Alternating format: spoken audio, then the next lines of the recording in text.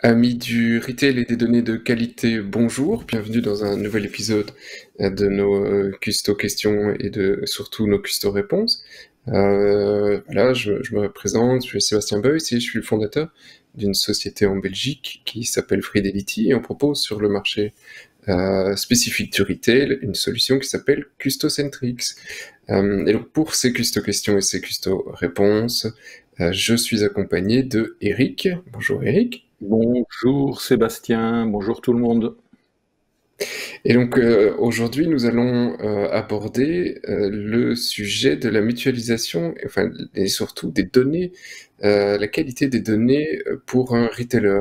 Alors, d'abord, effectivement, quels sont les objectifs et pourquoi réellement vouloir des données mises à jour et des données de qualité?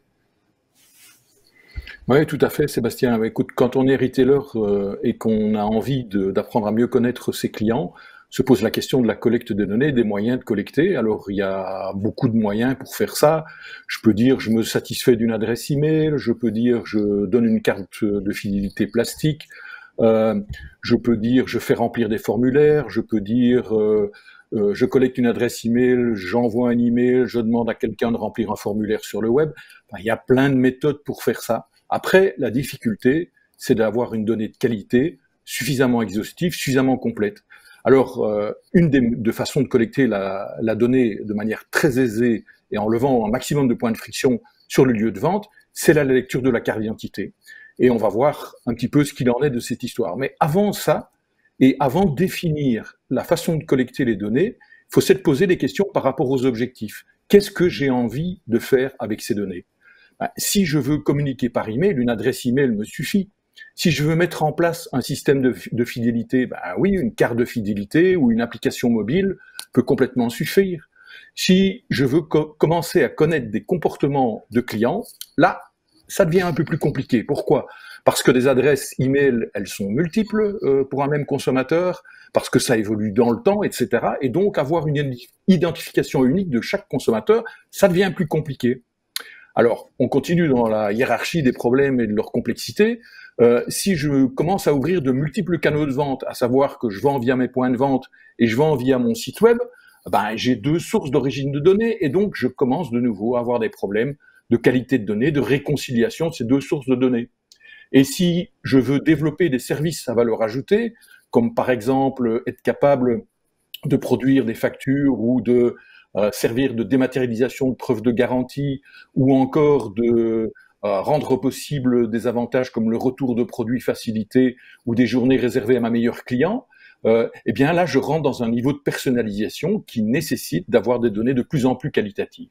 Alors, que dire quand on a une approche de communication de vente et de communication et de vente qui est omnicanal et où donc on est centré sur le parcours du consommateur et on met le consommateur au centre, on a besoin d'une situation qui est extrêmement précise. Et donc, lire une carte d'identité au départ, c'est pas un problème, mais au fil du temps, c'est une situation qui devient floue.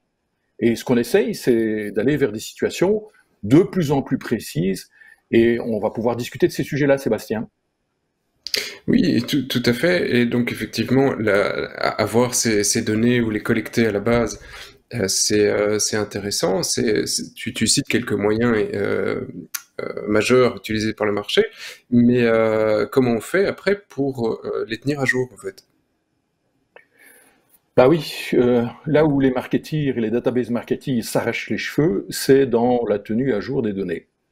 Et c'est un problème de fond. Alors, il y a plusieurs méthodes pour tenir à jour les données, mais généralement, ça passe par une sous-traitance et donc le fait de confier son fichier à un tiers spécialisé. On appelle ça dans notre jargon des marketing service providers. Ce sont des entreprises qui ont l'habitude de collecter et de traiter la donnée à des fins de qualité et qui font ça pour toute une série d'opérateurs avec comme conséquence un coût par enregistrement qui est somme toute parfois assez élevé. Souvenez-vous quand même que en Belgique, et c'est notre expérience chez nous, chez Fidelity, 15 à 18% de la population déménage tous les ans. Souvenez-vous que vos consommateurs, ils ont parfois plusieurs adresses e-mail et ils ont des stratégies relatives à l'usage de leurs adresses e-mail. Okay. Euh, Il y a des gens qui n'ont pas de carte d'identité. Quand vous êtes avec du commerce transfrontalier, tout le monde n'a pas une carte d'identité de même nature, donc on ne peut pas la lire de la même façon. Les cartes de fidélité, ça s'égare, ça se partage, et donc il faut les remplacer. Et donc dans un historique, c'est dur d'avoir pour un même consommateur l'historique de l'ensemble de ces cartes, par exemple. Okay. Et puis, tous les consommateurs ne souhaitent pas toujours partager les données qui sont sur la puce électronique de leur carte d'identité, et on doit leur laisser la possibilité d'entrer par d'autres canaux. Donc tout ça fait que ça devient un très gros problème. Et donc la question qui se pose, c'est est-ce que je veux résoudre tout ça tout seul dans mon coin? Est-ce que je veux faire ça dans mon coin avec l'aide d'un marketing service provider pour un coût déterminé? Ou est-ce que, comme proposé dans l'intitulé de cette petite présentation, il ne serait pas utile d'agir en meute? Oui. C'est ça, et donc... Effectivement, Eric, si tu en arrives là, c'est que je suppose tu as une formidable réponse et une formidable solution. La solution, c'est de mutualiser. Et donc, à partir du moment où on a une communauté de retailers qui se sont mis d'accord sur le fait que collecter de la donnée et gérer de la donnée, c'était quelque chose qui était indispensable pour la pratique de leur métier, mais que ça créait aucune différence entre eux, à part la valeur ajoutée qui découle de la qualité de la donnée, eh bien, le bon réflexe, c'est de mutualiser ces approches. Et donc, si on veut mutualiser ces approches, il faut trouver, quelque part sur le marché, un acteur qui accepte de jouer ce rôle de centralisateur, cette Shiva aux 1000 bras, qui va aider à collecter et à tenir à jour les données pour un grand nombre d'enseignes. Et ça, c'est exactement ce que fait Fridility dans son métier. Est-ce que tu peux nous expliquer en 2 mots comment fonctionne la mutualisation? Parce que c'est pas un concept qui finalement est très courant et très connu. Et donc, comment ça fonctionne concrètement? Ouais. C'est un concept qui n'est pas très connu et en plus qui, du point de vue de la gestion ou de la réglementation sur la gestion des données personnelles, n'est pas simple à régler. Donc le principe de base qui est en place, c'est que chaque consommateur qui se présente dans une enseigne qui joue ou qui participe au principe de mutualisation donne en fait un double consentement quant au traitement de ces données personnelles. Un consentement à Fridility qui consolide l'ensemble des données et produit une identification unique de chaque consommateur dans ce qu'on appelle le fichier Fridility, et un consentement à l'enseigne elle-même pour l'usage de ces mêmes données à des fins personnelles.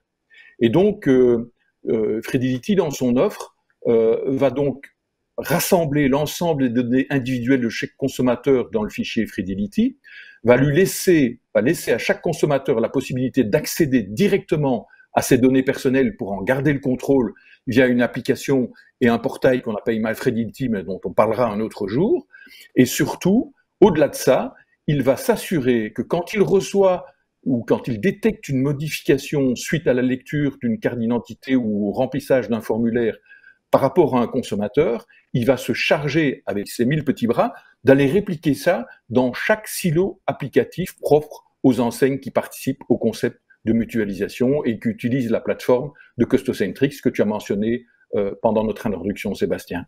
Donc, Fridility, quelque part, est mandaté par l'ensemble de ces enseignes pour, grâce à elles, constituer une approche commune d'identification et de tenir à jour des données. Ce qui a comme conséquence que toutes ces enseignes, quelque part, elles ne s'arrachent pas les cheveux, elles sont plutôt dans une zen attitude. Voilà, une zen attitude qui permet au final de se concentrer sur leur métier, parce qu'effectivement, le métier d'un retailer, ça reste de vendre et pas de s'occuper de la qualité de ces données. Et ça, c'est effectivement c'est une valeur qui doit être de base dans ces données, et c'est pas à eux de s'en occuper, n'est-ce pas, Eric?